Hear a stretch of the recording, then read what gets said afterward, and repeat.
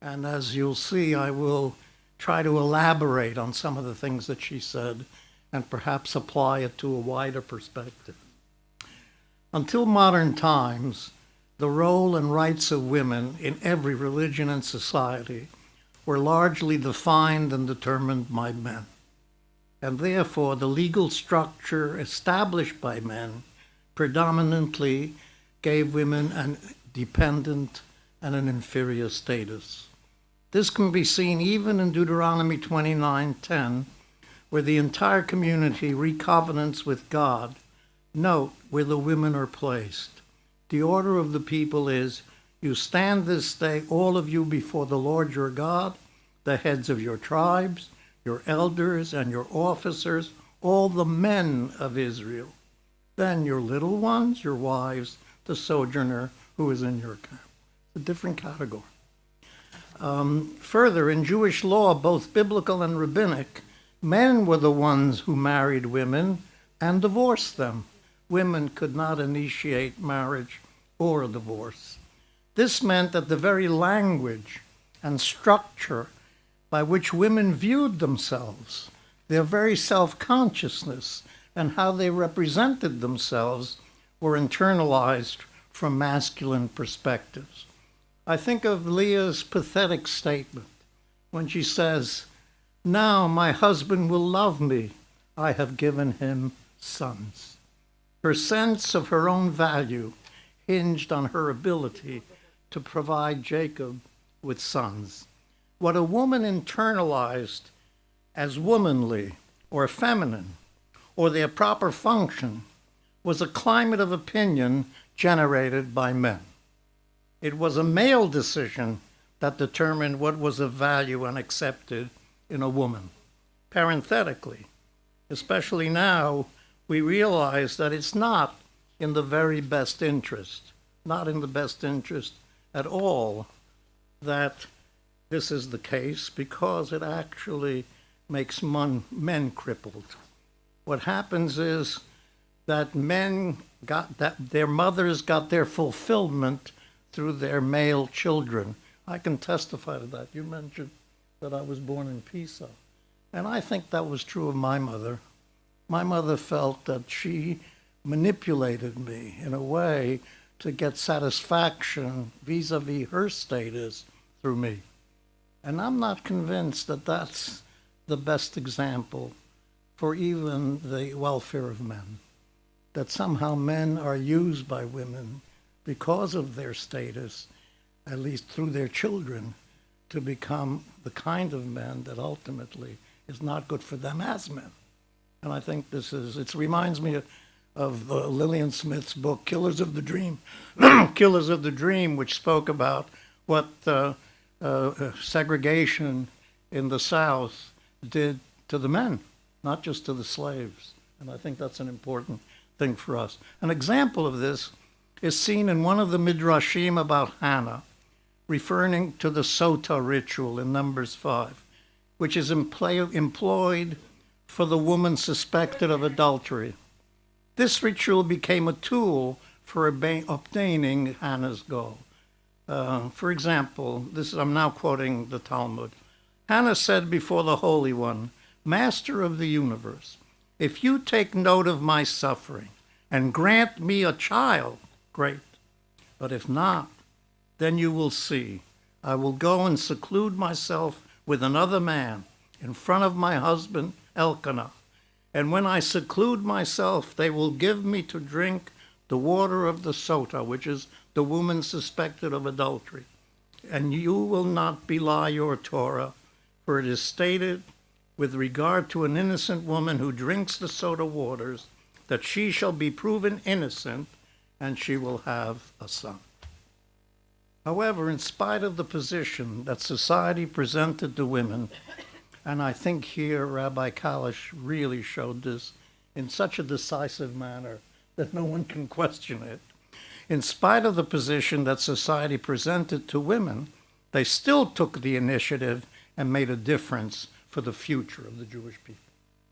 So, albeit operating in this context of second-class status, women played a crucial and decisive role.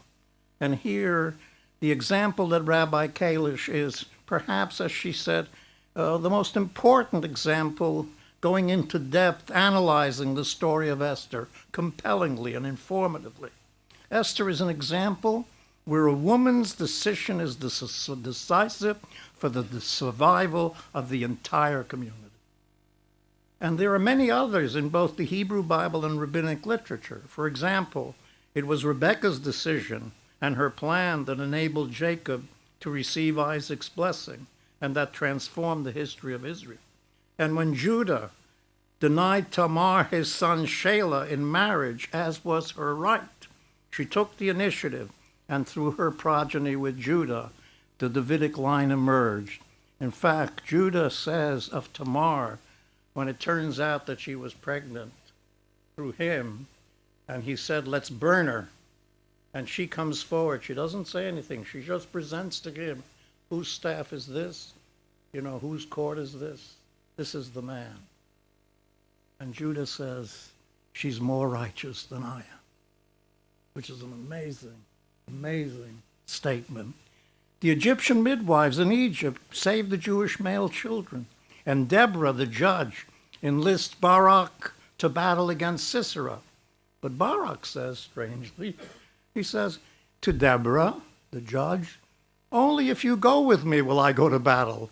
It's the equivalent to the heads of the Joint Chiefs of Staff goes, let's say, to when Clinton was Secretary of State. Yeah, I'll go to battle, but only if you come with me, And of course, Deborah responds, I will go with you, but it will not bring you credit, because the Lord will deliver Sisera in the hands of a woman. Indeed, it is Jael who defeats Sisera. So women were judges, queens, activists, and prophets who decisively affected the history of the Jewish people.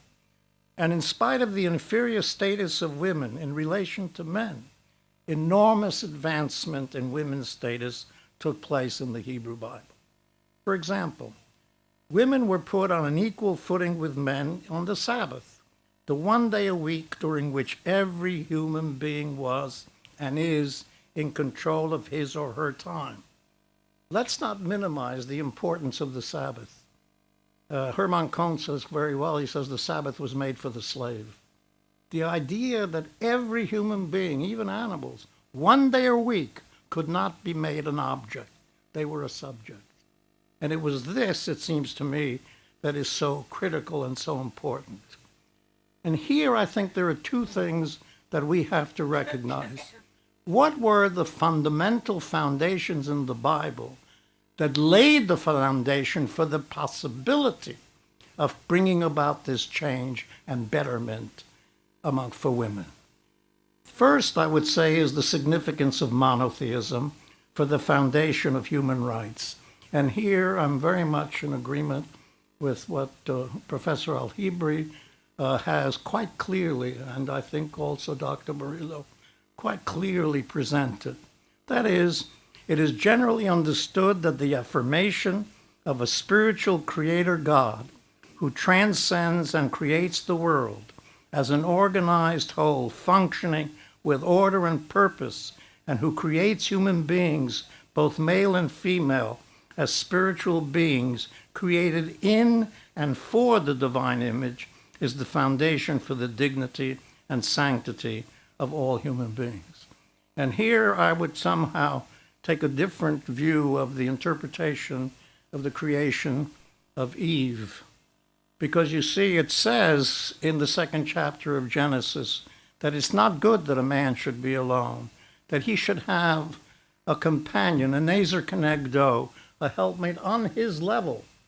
And though it doesn't say after that Eve is created, it then says you have to name the animals. But when he named the animals, he doesn't find anyone on his level. So a special act of creation is needed. And in and through that special act of creation, man himself acknowledges, you are bone of my bone, flesh of my flesh, because you have come out of man. Namely, there's no way that you could say that a woman is less. So it reinforces what you have in the first chapter, the 26th verse that was noted this morning.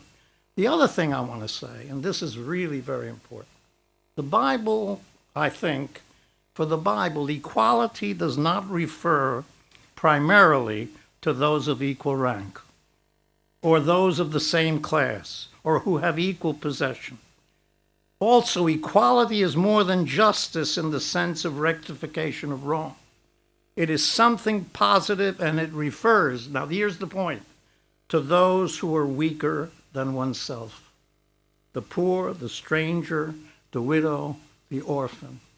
So if equality, and in the very basis of equality, is the bringing up of those who are somehow less, the slave, it means bringing up or raising those who are vulnerable, disadvantaged, to the status of those who are secure. This is what I think is the biblical foundation for the very possibility of having any kind of change in the direction of equality. Now, in many instances, women made themselves vulnerable, but in doing so revealed the dignity and the righteousness inherent and often hidden in men. There was discussion this morning about the relationship of what actual women's roles have to do with the way men are. And here I think the story of Judah and Tamar is clear, where Judah acknowledges her superiority. It's clear in the story of Boaz and Ruth. I mean, Boaz could easily have taken advantage of Ruth, but no, he doesn't do that. He says, you're a righteous person. I'm going to treat you with dignity. Now, as times and the climate of opinion changed, the role and rights of women changed also. In contemporary Judaism, especially in the non-Orthodox branches, that is, Reform, Conservative, and Reconstructionist Judaism, and as Rabbi Kalish carefully points out, even in some rare areas within modern Orthodox Judaism, women have been given the same status as men. These advancements emerged gradually, including, let me note them, mixed seating of men and women in the conservative and Reform and Reconstructionists. And that's very important, that women now constitute a quorum for prayer. They constitute a minyan, right? Bat mitzvah, which is equivalent to bar mitzvah. Bat mitzvah is women, bar mitzvah is men. Women teaching in seminaries.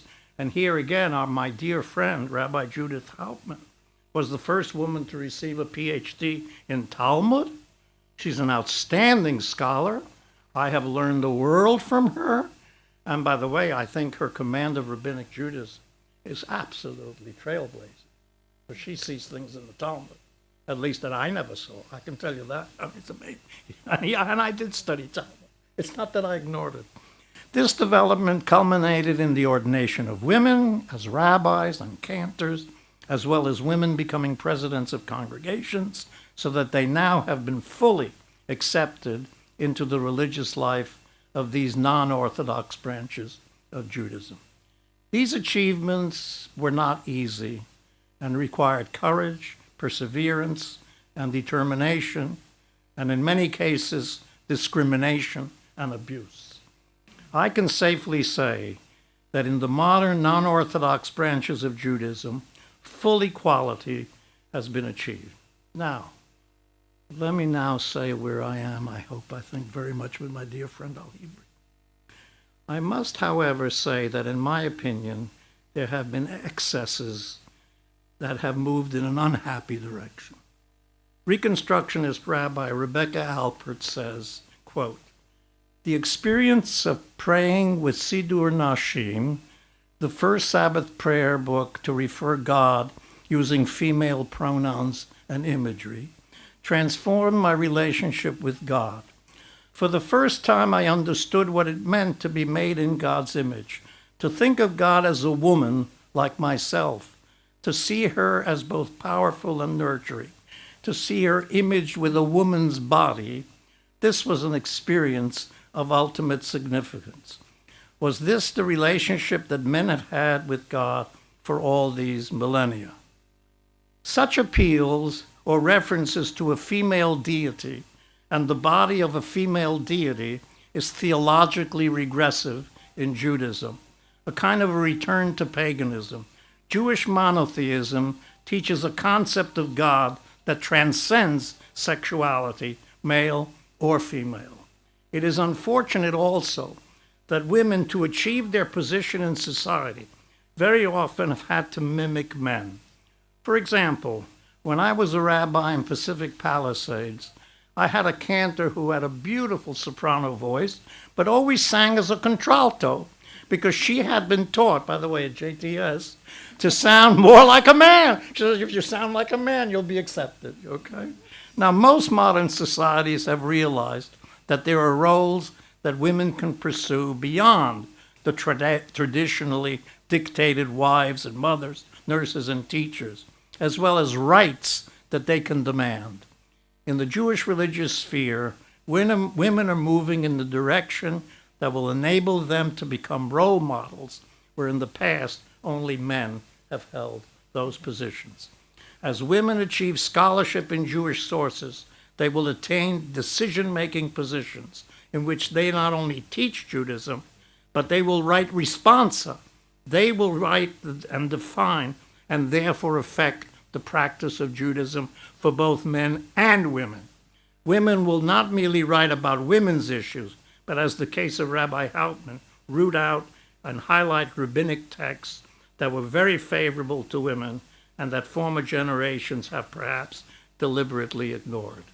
The time has come when women's studies, when pursued with the goal of objectivity and authority, will reveal much about the proper history of Judaism, the proper significance of Jewish beliefs and teachings, and a perspective that may have been lost during the period of male dominance.